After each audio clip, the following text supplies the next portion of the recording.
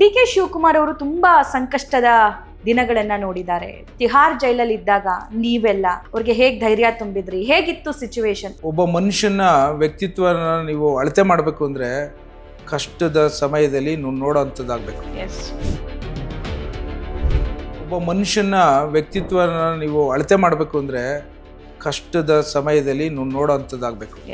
ಅವಾಗ ನಾವೆಲ್ಲ ಕಣ್ಣೀರಲ್ಲಿ ಆಗ್ತಿದ್ದೆವು. ಅವರು ಧೈರ್ಯವಾಗಿ ನಾನು ರಾಜಕೀಯಕ್ಕೆ ಹೆಜ್ಜೆ ಇಟ್ಟಂತ ಸಂದರ್ಭದಲ್ಲಿ ಇದೆಲ್ಲ ಎದುರಿಸುತ್ತೀನಿ, ಇದೆಲ್ಲ ನನಗೆ ಆಗುತ್ತೆ, ಈ ಸಂದರ್ಭಗಳು ಆಗುತ್ತೆ, ಇದನ್ನು ಫೇಸ್ ಮಾಡೋಷ್ಟು ನನ್ನ ಕೈಲಿದೆ, ನೀವೆಲ್ಲ ಧೈರ್ಯವಾಗಿ ಇರಬೇಕು ಅಂತ ಹೇಳಿದಂತ ಮಾತು ಒಂದ್ ಕಡೆ ಆದ್ರೆ, ಅವ್ರು ಒಳಗಡೆ ಇದ್ದಾಗ್ಲೂ ಭೇಟಿ ಮಾಡಿದಾಗ ಒಂದು ದಿವಸ ಎದೆಗುಂದ್ಲಿಲ್ಲ. ಅವ್ರನ್ನ ನೋಡಿ ನಾವು ಶಕ್ತಿ ತಗೋತಾ ಇದೀವಿ ಹೊರತು ನಮ್ಮಿಂದ ಅವ್ರ ಶಕ್ತಿ ತಗೋತಿರ್ಲಿಲ್ಲ.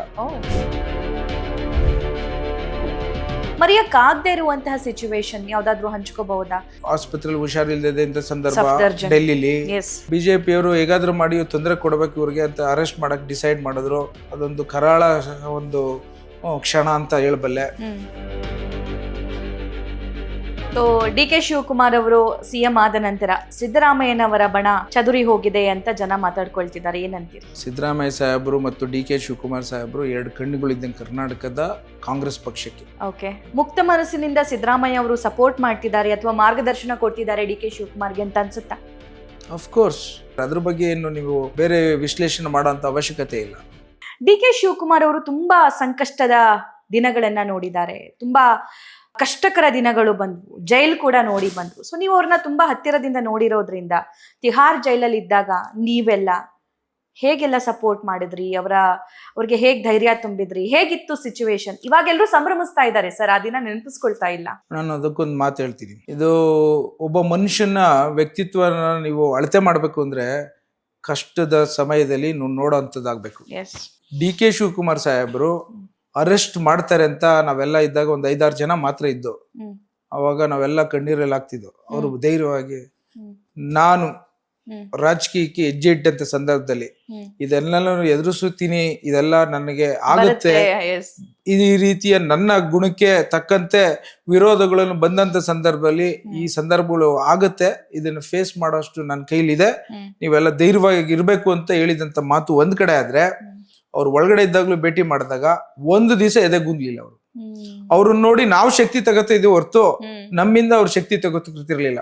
ಒಂದ್ ಮಾತು ಹೇಳೋರು, ಇವತ್ತಿನ ದಿನ ಬಿಜೆಪಿಯವರು ನನ್ನನ್ನ ಕಟ್ಟಾಕಿ ನಮ್ಮ ಪಕ್ಷಕ್ಕೆ ಎಲ್ಲಾ ರೀತಿಯಲ್ಲೂ ತೊಂದರೆ ಕೊಡ್ಬೇಕು ಅಂತ ಹೊರಡಿದ್ದಾರೆ, ನೀವ್ಯಾರು ಚಿಂತೆ ಮಾಡ್ಬಿಡಿ, ನಾನು ಬಂದೇ ಬರ್ತೇನೆ ಆಚೆ, ಯಾವುದೇ ಕಾರಣಕ್ಕೂ ಕಾನೂನನ್ನು ನಾನು ಎಲ್ಲೂ ಉಲ್ಲಂಘನೆ ಮಾಡಿಲ್ಲ, ಇದಕ್ಕೆ ತಯಾರಾಗಿ ಅಂತ ನೀವೆಲ್ಲ ಪಕ್ಷವನ್ನ ಕಾರ್ಯಕರ್ತರಿಗೆ ಉರಿದುಂಬಿಸಿ ಅವ್ರು ಯಾವುದೇ ಕಾರಣಕ್ಕೂ ಡಿಪ್ರೆಷನ್ಗೆ ಹೋಗ್ಬಾರ್ದು, ಎಲ್ಲೇ ಆಗ್ಲೂ ಎಲ್ಲಾ ಜನಕ್ಕೂ ನೀವು ಧೈರ್ಯವನ್ನು ಹೇಳ್ಬೇಕು ಅಂತ ಅವ್ರು ಕೊಟ್ಟಿರೋಂಥ ಮೆಸೇಜನ್ನ ನಾನು ಬಂದು ಹೇಳ್ತಿದ್ದೆ ನಾನು. ಸೊ ಹಾಗಾಗಿ ಅವರು ಕರಾಳ ದಿನಗಳು ಅಂತ ನಾವೇನು ಅನ್ಕೊಂಡಿದ್ದಾಗ ಆಗ್ಲೂ ಸಹ ಬಹಳಷ್ಟು ಧೈರ್ಯವಾಗಿ ನಮ್ಗೆಲ್ಲ ಶಕ್ತಿ ತುಂಬ್ತಿದ್ರು. ಸೊ ಹಾಗಾಗಿ ಅದೊಂದು ನನ್ನ ಒಂದು ಲೈಫಲ್ಲಿ ಆ ಸಂದರ್ಭಗಳಲ್ಲಿ ಯಾವ ರೀತಿ ಒಬ್ಬ ಗಟ್ಟಿಯಾದಂತ ಮನುಷ್ಯನ ಒಂದು ವ್ಯವಸ್ಥೆ ಹೇಗಿರುತ್ತೆ ಅನ್ನೋದನ್ನ ನಾನು ನೋಡಿದೆ. ನಾನು ಮರೆಯಕ್ಕಾಗದೇ ಇರುವಂತಹ ಸಿಚುವೇಶನ್ ಯಾವ್ದಾದ್ರು ಹಂಚ್ಕೋಬಹುದಾ? ಅವ್ರ ಜೈಲಲ್ಲಿ ಇದ್ದಾಗ ಆಗಿದ್ದು ಅಥವಾ ಅವ್ರ ಪ್ರತಿಜ್ಞೆ ಮಾಡಿದ್ದಾಗ? ಒಂದು ನಾನು ಮೊನ್ನೆ ಟಿವಿಲಿ ಯಾವ್ದಲ್ಲ ಹೇಳ್ತಿದ್ದೆ, ಆಸ್ಪತ್ರೆಯಲ್ಲಿ ಇದ್ರು, ಆಸ್ಪತ್ರೆಯಲ್ಲಿ ಹುಷಾರಿಲ್ಲದೆ ಅಂತ ಸಂದರ್ಭ ಡೆಲ್ಲಿಲಿ ಅವರು ಬಿಜೆಪಿಯವರು ಹೇಗಾದ್ರೂ ಮಾಡಿ ತೊಂದರೆ ಕೊಡಬೇಕು ಇವ್ರಿಗೆ ಅಂತ ಅರೆಸ್ಟ್ ಮಾಡಕ್ ಡಿಸೈಡ್ ಮಾಡಿದ್ರು. ಆ ಸಂದರ್ಭದಲ್ಲಿ ಬೆಳಗ್ಗೆ ಹೋಗುವಂತ ಸಂದರ್ಭ ಅದೊಂದು ಕರಾಳ ಒಂದು ಕ್ಷಣ ಅಂತ ಹೇಳಬಲ್ಲೆ. ಬಹಳಷ್ಟು ಕಠಿಣವಾಗಿತ್ತು. ನಾನು ಒಬ್ನೇ ಇದ್ದೆ. ಆಗ ನನ್ನ ಜೀವನದ ಒಂದು ಲೋ ಪಾಯಿಂಟ್ ಅಂತ ಹೇಳ್ಬೋದು. ಅದು ಬಹಳಷ್ಟು ನನ್ನ ಕಣ್ಣಲ್ಲಿ ಇನ್ನೂ ಕಟ್ಟಿದೆ. ಸೊ ಹಾಗಾಗಿ ಅದನ್ನೆಲ್ಲ ಜಯಿಸ್ಕೊಂಡ್ಬಂದು ಇವತ್ತಿನ ದಿನ ಪಕ್ಷಕ್ಕೆ ಬಲವನ್ನ ಕೊಟ್ಕೊಂಡು ಕಾರ್ಯಕರ್ತರಿಗೆ ಎಲ್ಲ ರೀತಿಯ ಉರಿದುಂಬಿಸ್ಕೊಂಡು ಇವತ್ತು ಇನ್ನು ಯಾವ ರೀತಿ ನಾವು ಪಕ್ಷವನ್ನ ಉಪಯೋಗಿಸ್ಕೊಂಡು ಸರ್ಕಾರವನ್ನ ಒಂದು ವಿಶೇಷವಾದಂತ ವ್ಯವಸ್ಥೆಯಲ್ಲಿ ನಿರ್ವಹಣೆ ಮಾಡ್ಬೋದು ಅಂತ ತೋರಿಸ್ಕೊಡ್ತಾವ್ರಲ್ಲ. ಸೊ ಅದಕ್ಕೇನೆ ಬಹಳಷ್ಟು ಈ ತರ ವ್ಯಕ್ತಿತ್ವ ಇರೋದು ವಿರಳ. ನಾನೊಬ್ಬ ಸಂಬಂಧಿಕನಾಗಿ ಹೇಳ್ತಾ ಇಲ್ಲ, ಇವತ್ತು ಒಬ್ಬ ವಿದ್ಯಾವಂತನಾಗಿ ಹೇಳಲಿಕ್ಕೆ ಇಚ್ಛೆ ಪಡ್ತೇನೆ. ಡಿ ಕೆ ಶಿವಕುಮಾರ್ ಅಂತ ಒಂದು ಗಟ್ಟಿತನದ ವ್ಯಕ್ತಿತ್ವವನ್ನ ನಾವೆಲ್ಲರೂ ನೋಡ್ಕೊಂಡು ಯಾರಾದ್ರೂ ರಾಜಕೀಯಕ್ಕೆ ಬರೋರಿದ್ರೆ, ಯಾರ ತೊಂದರೆಗಳು ಸಮಸ್ಯೆಗಳು ಎದುರಿಸುವಂತ ಸಂದರ್ಭಗಳಲ್ಲಿ ಯಾರನ್ನ ನೆನೆಸ್ಕೋಬೇಕು ಅಂತಂದ್ರೆ ಇವ್ರನ್ನ ನೆನೆಸ್ಕೊಳ್ಳಿ ಅಂತ ಹೇಳಿ ನಾನು is a inspiration, is a strength, is a visionist, ಎಲ್ಲದಕ್ಕಿಂತ ಈಸ್ ಎನರ್ಜಿ, ಪವರ್ ಬ್ಯಾಂಕ್ ನಮಗೆ ಅಂತ ಹೇಳ್ಬಲ್ಲ. Okay. So D K Shivakumar ಅವರು ಸಿಎಂ ಆದ ನಂತರ ಸಿದ್ದರಾಮಯ್ಯನವರ ಬಣ ಚದುರಿ ಹೋಗಿದೆ ಅಂತ ಜನ ಮಾತಾಡ್ಕೊಳ್ತಿದ್ದಾರೆ, ಏನಂತೀರಿ?